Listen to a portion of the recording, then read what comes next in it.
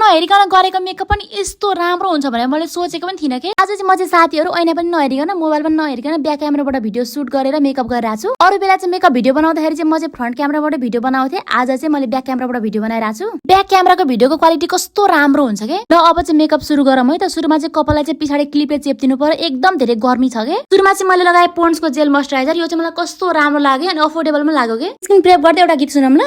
वो कमी ना सुबह होते ठुर हो गया।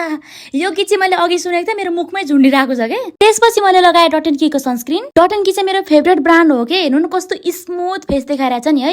वाउ, आफै मक्ख छु के। त्यसपछि मैले लगाइरहेको छु स्विस ब्युटीको प्राइमर। यो प्राइमर चाहिँ मेरो जस्तो ओपन पोर्स हुनेको लागि कस्तो राम्रो छ के। पोर्सहरू कस्तो मजाले ब्लर गरिदिन्छ के। नहेरिकन गरेको मेकअप भन्छ, फेरि साइडमा चाहिँ के हेरिरहेको भनेर सोच्नु हुँदैछ होला होइन।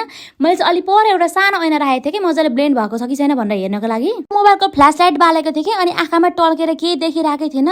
तपाईँहरू नै भन्नु ल स्मुथली ब्लेन्ड भएको छ नि। अनि साथीहरू मलाई आइब्रो बनाउनु चाहिँ ऐना चाहिन्छ। त्यसको लागि चाहिँ म हजुरहरूसँग क्षमा माग्न चाहन्छु, किनकि आइब्रो बनाउनु भनेको मेरो लागि चाहिँ एउटा खतरा टास्क गर्नु जत्तिकै हो कि। किन हेरेर बनाउँदाखेरि त जहिले दल्लेको दल्ले गर्छ, कहिले पनि सेम बन्दैन दुईटा आइब्रो।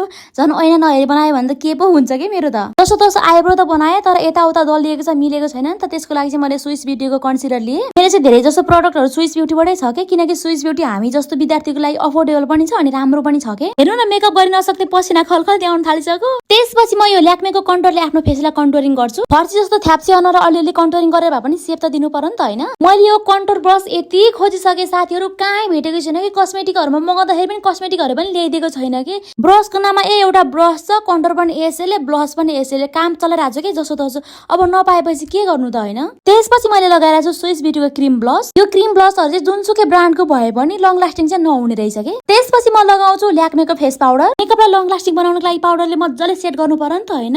यो मेकअप गर्ने मान्छेहरूको लागि चाहिँ यो गर्मी महिना चाहिँ बिल्कुलै ठिक होइन कि। यत्रो मेहनत गरेर मेकअप गरौँ, पसिनाले एकैछिनमा खाला खुलुक लगिहाल्छ कि है। त्यसपछि म लगाउँछु पाउडर ब्लस। ब्लस चाहिँ मलाई यति धेरै मनपर्छ नि साथीहरू, मलाई मात्र होइन सायद सबै केटीलाई उत्तिकै मनपर्छ होला है ब्लस त। म चाहिँ जहिले ठिक्क लाउँछु भन्छु, तर जहिले पनि मेरो ओभर भइरहेको हुन्छ कि ब्लस चाहिँ। आजभोलि चाहिँ मलाई लिप्स ओभरलाइन गरेको खुब मन पर्न थालेको छ कि साथीहरू। मेरो ओठ यतिकै पनि ठुलै छ, त्यही पनि ओभरलाइन खुब मन पर्न थालेको छ कि। अनि मेरो ओठ एकदम कालो छ नि त, त्यही भएर यो रातो लिपस्टिक अलिअलि कोरिदिँदैछु भित्रभित्र। त्यसपछि मेबेलिनको लिप ग्लोस लगाएँ। यो चाहिँ मेरो मेकअप प्रडक्टहरू मध्येकै सबैभन्दा एक्सपेन्सिभ प्रडक्ट हो। एक्सपेन्सिभ प्रडक्टहरू अफोर्ड गर्न नसक्ने त होइन, तर मलाई एकदम धेरै लोभ लाग्छ के। अनि यो चाहिँ हो मेरो फाइनल लुक। कस्तो देखिरहेछ साथीहरू, म त आफै मक्ख परिरहेको छु कि। अनि यहाँदेखि चाहिँ मैले फ्रन्ट क्यामेराबाट बनाएको। हजुरहरूलाई मेरो मेकअप कस्तो लाग्यो, कति रेट गर्नुहुन्छ तल कमेन्ट गर्नु ल साथीहरू। हस् त, बाई बाई।